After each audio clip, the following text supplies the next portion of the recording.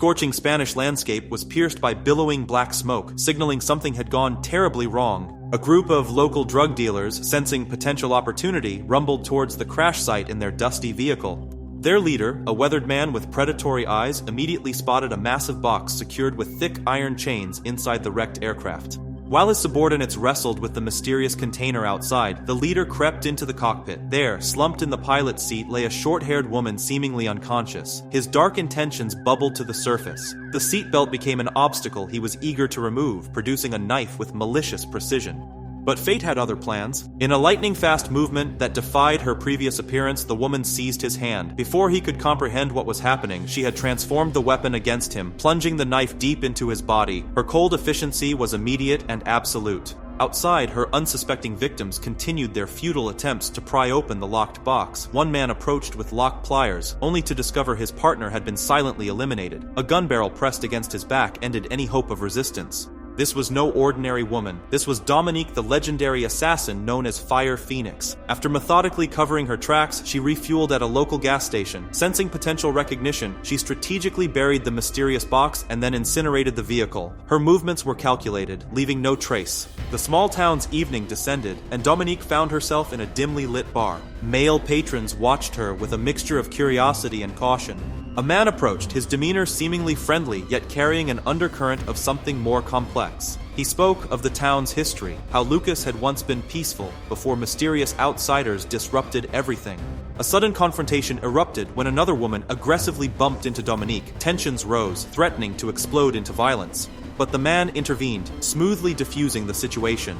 Dominique, intrigued by his presence, found herself pouring him a drink, a gesture that suggested this encounter was far from random. The night was young, and secrets were waiting to unravel. The night dissolved into a morning of quiet revelations. Dominique, meticulously brushing her hair, exposed a jagged scar, a painful reminder of past conflicts. Her stay would be brief, and her priority was securing transportation. Leo, her unexpected host, informed her about an auto repair shop in the town center, where she could acquire a vehicle. A sudden phone call interrupted their morning. Leo, a local police officer, received urgent news about a small plane shot down by a local drug cartel. His expression remained professional, but Dominique's keen eyes detected subtle nuances of concern. Before rushing to work, Leo offered her hospitality, pointing out bathroom facilities and mentioning his sister Paulina's living quarters. What began as a routine morning transformed unexpectedly. Dominique's unexpected encounter with Leo's extensive family, a vibrant mix of generations, children's playful noises filling the home, contrasted sharply with her typically solitary existence.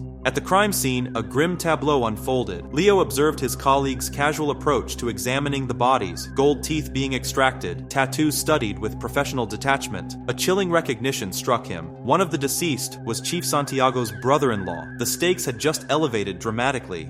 Back home, as family preparations for a celebration commenced, Dominique experienced a sudden, devastating collapse. Her subconscious transported her to a haunting memory, a violent escape, a friend's brutal murder, an ambush that left her wounded and alone. Dr. Medina's medical assessment revealed the severity of her condition, an infected wound, critical dehydration, demanding immediate recuperation. Coincidentally, this day marked Paulina's eldest daughter's 18th birthday, a milestone of joy intersecting with Dominique's mysterious trauma. Leo's invitation to dinner hung in the air, another thread in this complex tapestry of unexpected connections and lurking dangers. The small town seemed peaceful on the surface, but beneath ran currents of unresolved tensions waiting to surge into the open. A morning of unexpected connections unfolded as Dominique requested Leo's assistance in reaching the town. But fate had other plans. A urgent call from Leo's colleague interrupted their plans. Two men connected to the plane crash had been arrested, demanding immediate police attention. Paulina stepped in, offering to drive Dominique into town alongside her youngest daughter, a child wrapped in silent grief. The stuffed rabbit clutched tightly was more than a toy. It was a poignant memorial to a husband lost to a sudden heart condition. Family tragedy seemed to be a recurring theme in this small town. Leo's own history echoed with similar darkness. Once a beacon of integrity among corrupt law enforcement, he had survived a horrific attack that claimed his wife and children. The murderer, a police officer he once considered a close friend. Meanwhile, a gruesome scene played out at the local police station. Two innocent tourists, caught in a nightmare of local corruption, faced brutal interrogation. Chief Santiago's methods were ruthless, forcing confessions through terrifying psychological manipulation, submerging suspects in pools of blood and human tissue. Dominique's focus remained pragmatic. At the car repair shop, she identified a white pickup truck, negotiating to have it ready within 24 hours. Her cash transaction was swift, efficient, a woman accustomed to quick decisions and rapid movements.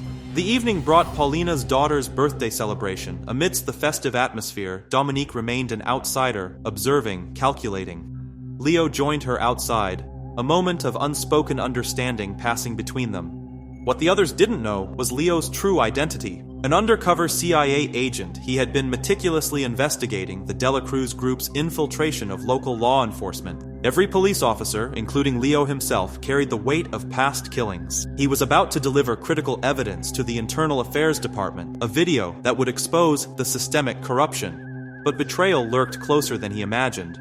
His own director's treachery exposed him. Brought before the ruthless chief, Leo faced brutal interrogation about the video's location. The next morning, a scene of unimaginable horror erupted. Paulina's eldest daughter discovered her uncle's head impaled on the door, a grotesque warning to those who would challenge local power. Armed men surrounded the house, their presence a suffocating threat. Ordinary people stood no chance against such overwhelming force. A fat man noticed Dominique, his surprise quickly turning to suspicion, but Dominique moved with calculated precision, using the man's body as a human shield when gunfire erupted. Her combat skills were surgical. When the officers exhausted their ammunition, she emerged, eliminating several attackers with cold efficiency. Those who escaped fled to report the mysterious woman who had decimated their ranks. Leo's laptop, the key to exposing the corruption, became the primary target. The chief's response was immediate and brutal: order the elimination of Leo's entire family, a message meant to terrify future whistleblowers. Dominique, however, was no ordinary opponent. She delivered Leo's head to his father, a macabre testament to the violence that had unfolded. The chief, enraged by the unexpected resistance, deployed a comprehensive lockdown. He blocked all roads, even preventing the doctor from entering, fabricating a story about a drug cartel massacre. When the chief arrived at the scene, he found his subordinates massacred. Dominique stood before him, weapon ready, presenting an ultimatum. A tense negotiation ensued, the laptop in exchange for sparing Leo's family. But the chief's arrogance knew no bounds. He preferred to summon more men, confident that with the nearest town 20 miles away and all exits blocked, victory was inevitable.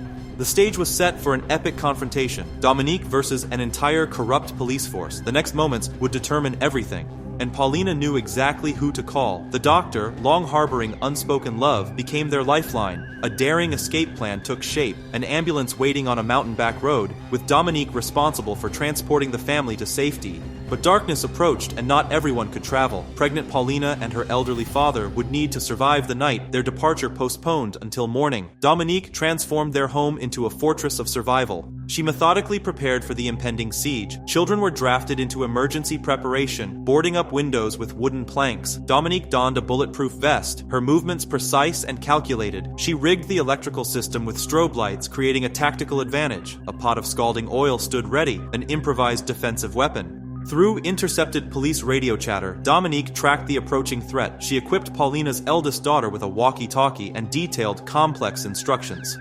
A carefully choreographed light manipulation strategy would disorient any attackers, human eyes requiring approximately 10 minutes to adjust between light and darkness. An unexpected complication emerged. Paulina went into labor, adding critical vulnerability to their already precarious situation. Outside, a small army of police officers assembled, led by a captain determined to eliminate everyone inside and retrieve the laptop. Dominique's strategic mind worked overtime. She secured the pregnant Paulina and children in a hidden room, instructing absolute silence. Paulina's father, defiant and protective, refused to hide. Dominique locked the eldest daughter inside, her boyfriend concealed nearby. As enemies entered the yard, she positioned herself behind a car, waiting. The moment arrived, a silent countdown. The electrical brake pulled, pupils dilating in confusion. Dominique, eyes tightly shut, waited those crucial moments. When the switch flipped back, she launched her assault. Disoriented officers fired wildly, their shots indiscriminate, some even striking their own partners. Dominique moved like a phantom, invisible in their momentary blindness. The battle for survival had begun, and she was its undisputed master. The battle raged, with Dominique's strategic brilliance turning the tide of combat. Ammunition dwindling, she adapted instantly. When light blinded the officers, she transformed from shooter to silent predator. Creeping behind an unsuspecting officer, she struck with deadly precision, stealing his handgun to continue her lethal dance. squads. The captain, realizing the sophisticated tactics employed against him, ordered his troops to destroy the light bulbs, but Dominique was always one step ahead. The first squad disintegrated before completing their mission, cut down with surgical efficiency. The second squad advanced, targeting the power box. Unbeknownst to them, Dominique had become a phantom, camouflaged among fallen bodies. As they searched for survivors, broadcasting their status, she erupted into action, eliminating them before they could comprehend the threat. Inside, a simultaneous drama unfolded. Paulina had successfully given birth, but the newborn's cry became an unexpected beacon of danger. Enemies converged on Paulina's eldest daughter's location, a team infiltrating the house. Dominique's response was immediate. A command triggered the electrical brake, accompanied by a radio playing music, a final ironic touch to the third squad's annihilation. The captain, desperate, unleashed a grenade launcher. Dominique, resilient as ever, rose from the blast. The pot of scalding oil became her next weapon, a symbol of her improvised warfare. As the captain grabbed her neck, Paulina's father attempted to intervene. His poor marksmanship resulted in his own wounding, adding another layer of vulnerability to their desperate situation. Two enemy members discovered the secret room, finding Paulina and her newborn. A moment of unexpected humanity stayed their hand, compassion momentarily overriding their mission. In a final, calculated move, the restrained Dominique kicked a fallen handgun to Paulina's father. The captain's fate was sealed, eliminated by the very man he had wounded moments before. Survival had once again chosen its champion.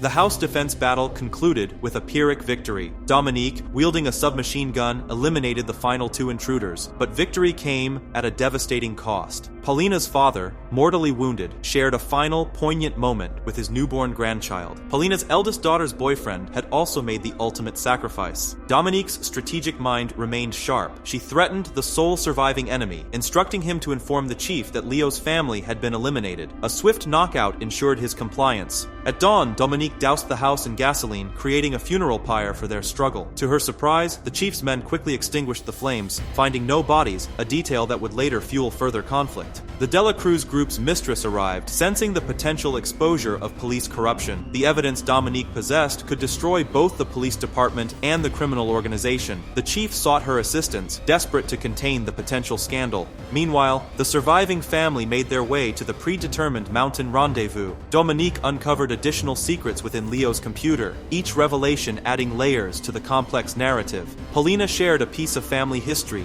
her uncle's transformation from gang member to pastor, offering a potential future lifeline if needed. The doctor awaited their arrival, a beacon of hope in their desperate journey. In a moment of unexpected tenderness, Paulina's youngest daughter gifted Dominique a doll. Dominique's parting wisdom to the eldest daughter was both tender and fierce. "You are a born warrior, but embrace pain when it comes." Just as salvation seemed within reach, a sudden bullet shattered their momentary peace. The doctor fell. Paulina's eldest daughter immediately seized the driver's seat, while Dominique mounted a desperate defense, creating an escape corridor for their survival. The chase had only just begun. Survival remained a razor's edge between life and death. The sniper's presence transformed their escape into a deadly chess match. Dominique, reduced to crawling, maintained her tactical awareness. Paulina's eldest daughter struggled to start the vehicle, while Dominique seized a momentary opportunity to neutralize the sniper. Success seemed within reach until a man with a submachine gun blocked their path. Dominique's instincts screamed danger, but time was against her. Bullets tore through the car, forcing Paulina's eldest daughter into a desperate maneuver. The vehicle flipped violently. She emerged fighting, her gun blazing, taking down several attackers, but machine gun fire was merciless. As the car exploded, Dominique arrived, too late to save anyone. Rage became her fuel. She systematically eliminated the immediate threats, but the true battle was just beginning. Leo's family demanded vengeance. Her first move was strategic, releasing the incriminating video. The chief, now exposed, sought refuge with the group's leader. A luxurious villa became his fortress, surrounded by over 100 armed men, seemingly impenetrable.